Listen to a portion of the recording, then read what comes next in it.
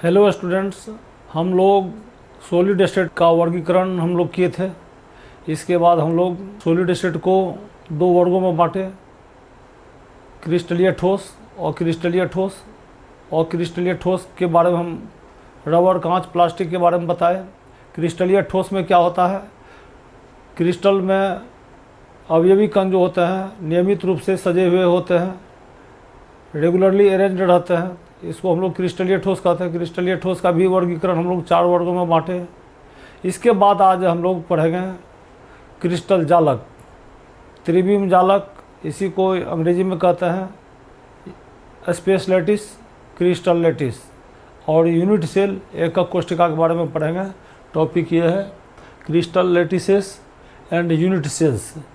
त्रिविम जालक, क्रिस्टल जालक, crystal lattices, ये टॉपिक है।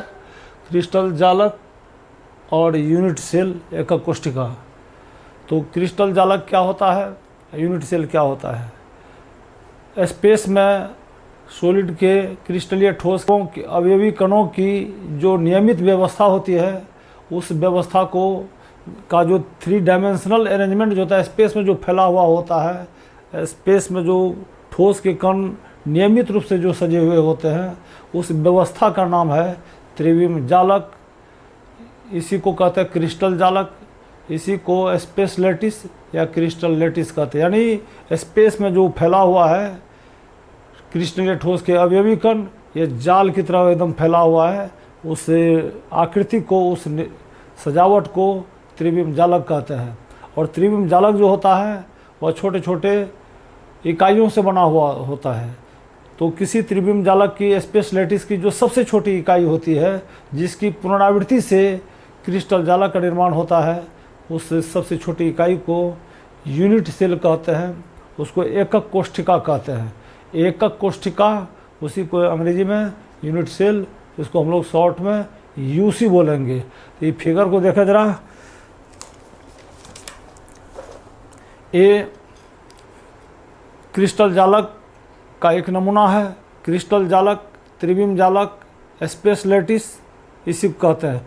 इसमें देखें, ये कण स्पेस में फैले हुए हैं। ये जो कण स्पेस में फैले हुए हैं, ठोस के, क्रिस्टलीय ठोस के जो अवयवी कण ये जो फैले हुए हैं, इस व्यवस्था को कहते हैं त्रिविम जालक। और इसमें देखें, ये सबसे छोटी इकाई है, या एक इकाई है। इसकी इकाई, एक इकाई, यह दूसरा है, तीसरा, इस तरह से इसमें 8 यूनिट सेल है। ये सबसे छोटी इकाई, इसको ऐसे समझें। यह स्पेस लैटिस, इसको मान लें। स्पेस लैटिस में क्या है, छोटा छोटा ये जो है, ये वर्गाकार, ये छोटा छोटा जो पार्ट देखते हैं, यह यूनिट सेल है। Unit cell, unit cell, unit cell, unit cell, इस तरह से जो स्पेस में फैला हुआ है, इसको त्रिविम जालक। इस फिगर को देखें, स्पेस में ये कण फैले हुए हैं, क्रिस्टलीय ठोस के अवयवी कण स्पेस में फैले हुए हैं। ये जो कण है, ये सजावट है, देखें, ये इस डायरेक्शन में फैला हुआ है, इस डायरेक्शन में फैला हुआ है, फिर ऊपर नीचे, नीचे से ऊपर, इधर भी फैला हुआ है। इस अरेंजमेंट का नाम है, ये जो अवयवी कण देख रहे हैं, इस कणों का जो व्यवस्था है स्पेस में, उसको त्रिविम कहते हैं। इसमें जो फैला हुआ है, ये जो व्यवस्था है कणों का, इसी व्यवस्था का नाम है त्रिविम जालक। इसी को स्पेस लैटिस कहते हैं, क्रिस्टल लैटिस कहते हैं। और इसमें देखें, ये सबसे कलर क्या हुआ, जो ये पार्ट है, इतना दूर का पार्ट, ये जो है कलर क्या हुआ है, ये इसको कहते हैं यूनिट सेल। ऐसा ऐसा यूनिट सेल का रिपीटेशन होता है, पुनरावृत्ति होती है। इसी की पुनरावृत्ति से यह क्रिस्टल जालक का निर्माण हुआ है। अब ये जो इतना ठो पार्ट, यह यूनिट सेल है। अब हम लोग देखते हैं, यह एक यूनिट सेल का एक नमूना है। यह यूनिट सेल, हम इसमें से एक पार्ट को निकाल लिए, इसमें से निकाल लिए, यह यूनिट सेल है। यूनिट सेल में क्या होता है, यह कॉर्नर है यूनिट सेल का। ये पार्ट देखें, ये पार्ट जो है यूनिट सेल का, पार्ट में क्या क्या होता है यूनिट सेल में।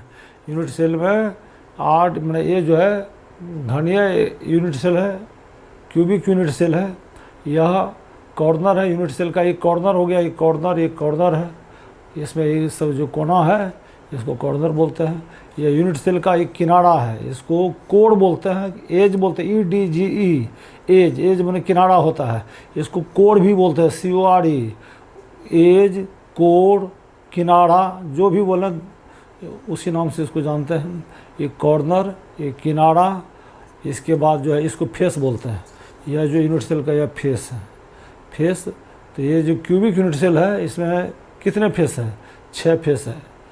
4 जो है इसमें दीवार की तरफ है, एक फेस, दूसरा अपोजिट, तीसरा फेस, चौथा, एक ऊपर एक नीचे, इसमें 6 फेस है, 8 कॉर्नर है। और इसके बाद किनारा कितना है इसमें? इसमें किनारा की संख्या इसमें 12 है। तो 4 ऊपर, 4 नीचे और 4 वर्टिकल है, ये जो है उदग्र वर्टिकल। तो इसमें 12 किनारा है। फेस पर डायगोनल, अभी जो है ये जो देख रहे हैं यह फेस डायगोनल है। यह जो है फेस पर ई कोना सी कोना मिलेंगे तो फेस डायगोनल। एक फेस पर 2 डायगोनल होगा, विकर्ण, इसको डायगोनल को हिंदी में विकर्ण कहता है। फेस डायगोनल है, ये एक फेस पर 2 डायगोनल होता है, एक डायगोनल यह है, दूसरा डायगोनल ये होगा। 6 फेस है, 12 डायगोनल होगा। तो बॉडी डायगोनल, अब देखें इसमें बॉडी डायगोनल क्या होता है? यूनिट सेल में बॉडी डायगोनल, एक कॉर्नर से एक कॉर्नर मिलाते हैं, ये बॉडी डायगोनल हो गया। अब बतावें, इस घड़िया यूनिट सेल है और इसमें कितने बॉडी डायगोनल होगा? इसमें बॉडी डायगोनल 4 होंगे, इस कोने से इस कोने, फिर इस कोने से इस कोने, फिर इस तरह से इस तरह, ये होगा 4 वर्टिकल कॉर्नर से। ये जो कॉर्नर है, इस कॉर्नर से हम डायगोनल बनाएंगे, यह कॉर्नर, यह अपोजिट एक डायगोनल, इस तरह से चारों किनारा से हम लोग 4 डायगोनल इसमें होगा। बॉडी डायगोनल 4 होगा, यानी यूनिट सेल में जो घनिया यूनिट सेल है इसमें 4 बॉडी डायगोनल, फेस डायगोनल, ये जो फेस डायगोनल है ऐसा कितना बनेगा इसमें? ऐसा इसमें 12 बनेंगे, 12। तो एक फेस पर यहाँ पर 2 फेस डायगोनल, तो 6 फेस है, तो 14, 12 फेस डायगोनल होंगे। कॉर्नर हो गए, ये कॉर्नर बिंदु है, कॉर्नर। अब इसमें है फेस सेंटर, यह फेस के मध्य में एक गोला है, फेस के मध्य में, तो इसको फेस सेंटर बोलेंगे। तो फेस सेंटर 6 फेस है, तो 6 फेस सेंटर। इसमें बॉडी सेंटर है, अब देखिए बॉडी सेंटर क्या होता है? बॉडी डायगोनल के बीच में जो पॉइंट है ये हो गया बॉडी डायगोनल, यानी centre of body diagonal. Body diagonal का ये सेंटर हो गया। तो अब इसमें जो है, अब हम लोग देखते हैं यूनिट सेल जो होता है ये क्रिस्टल, इस यूनिट सेल का यदि पुनरावृत्ति किया जाएगा तो यही क्रिस्टल जालक बनेगा। पूरा हो गया क्रिस्टल जालक, इसमें एक पार्ट जो इतना दूर का पार्ट वो हो गया यूनिट सेल। अब यूनिट सेल किसे कहते हैं? यह रिपीटिंग यूनिट है, इसी के रिपीट करने से ये बना है, यानी repeating unit of crystal lattice is called unit cell. तो ये जो सबसे छोटी इकाई है यूनिट सेल, क्रिस्टल जालक की सबसे छोटी इकाई है।